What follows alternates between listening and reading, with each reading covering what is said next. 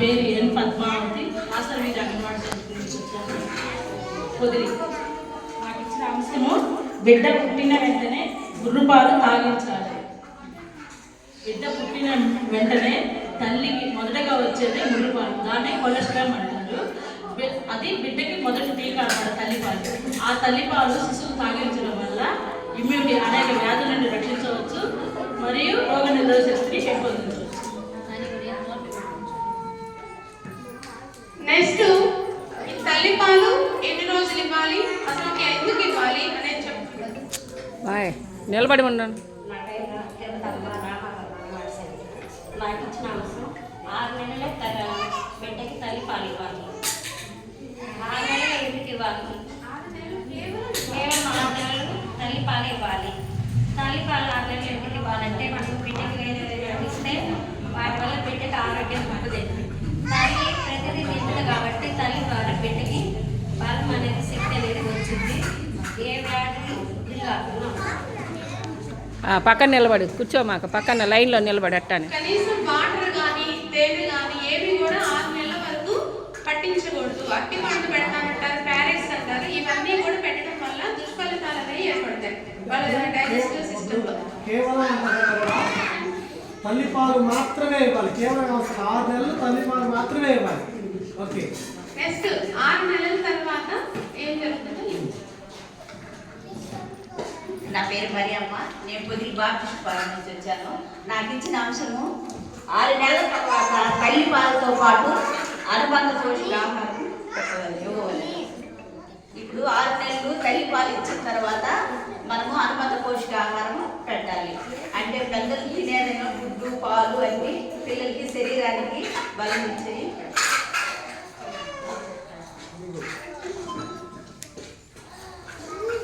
అందరికీ నమస్కారం. నా పేరు జ్యోతి, కంచుకాలి అంగన్వాడీ టీచర్ని, పొదిలి నుంచి వచ్చాను.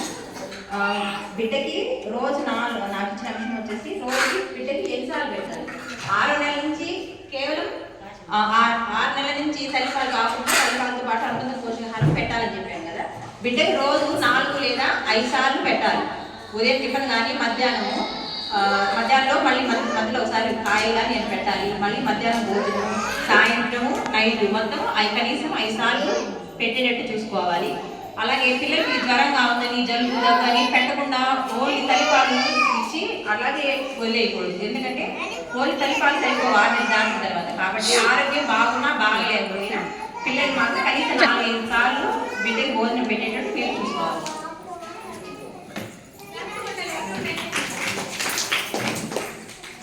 నా పేరు వెంకటరమణ. నేను ఉనగరాయపాలెం నుంచి అంగన్వాడీ వచ్చాను. నాకు ఇచ్చిన అంశము చురుకైన కదలికల కొరకు ఆకుకూరలు పండ్లు తినిపించాలి. అంటే బిడ్డకి 7 నెలల నుంచే అనుబంధ ఆహారం మొదలు పెట్టాలి. దానితో పాటు ఆకుకూరలు పండ్లు కూడా తినిపించాలి. వాళ్ళు ఇవి తినిపించడం వల్ల ఆరోగ్యంగా పెరుగుతారు, శారీరకంగా మానసికంగా చక్కగా పెరుగుతారు. తినలేనిది వదిలేయకూడదు. వాళ్ళకి ఏదో ఒక విధంగా మెత్తగా చేసైనా కానీ తినిపించాలి. మైక్ అలా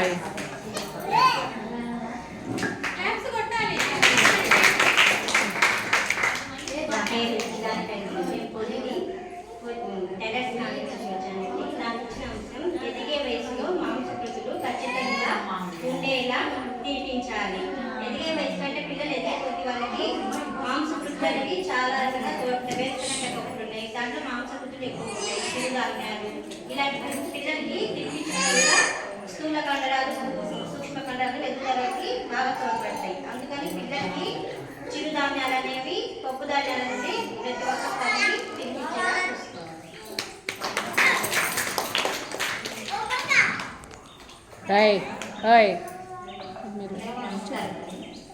నా పేరు అరుణ్ కుమారి, పొద్దు నుంచి వచ్చాను.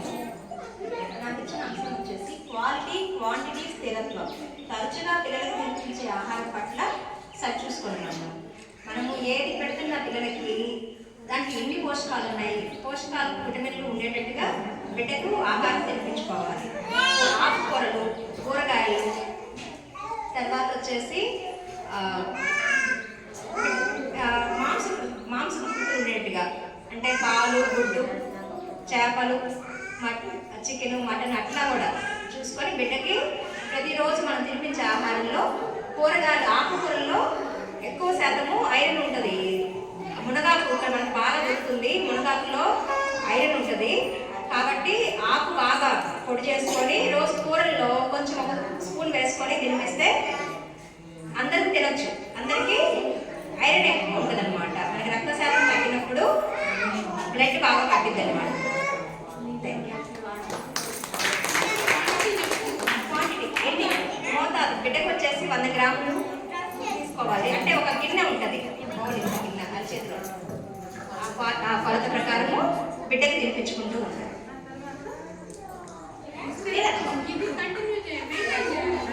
ప్రతిరోజు అంటే ఒకరోజు ఎక్కువ ఒకరోజు తక్కువ అట్లా కాకుండా రోజు మనము ఆహారము అదే క్వాంటిటీతోటి తినిపించుకుంటూ ఉంటాం.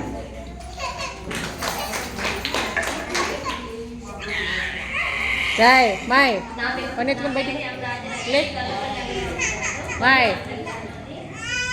నాకు ఇచ్చిన అంశం 100 రోజుల సంరక్షణ అంటే గర్భవతి 1000 రోజుల సంరక్షణ. గర్భవతి గర్భం దాల్చినప్పటి నుండి బిడ్డకు 2 సంవత్సరాలు వచ్చేంత వరకు అంటే 24 నెలల వరకు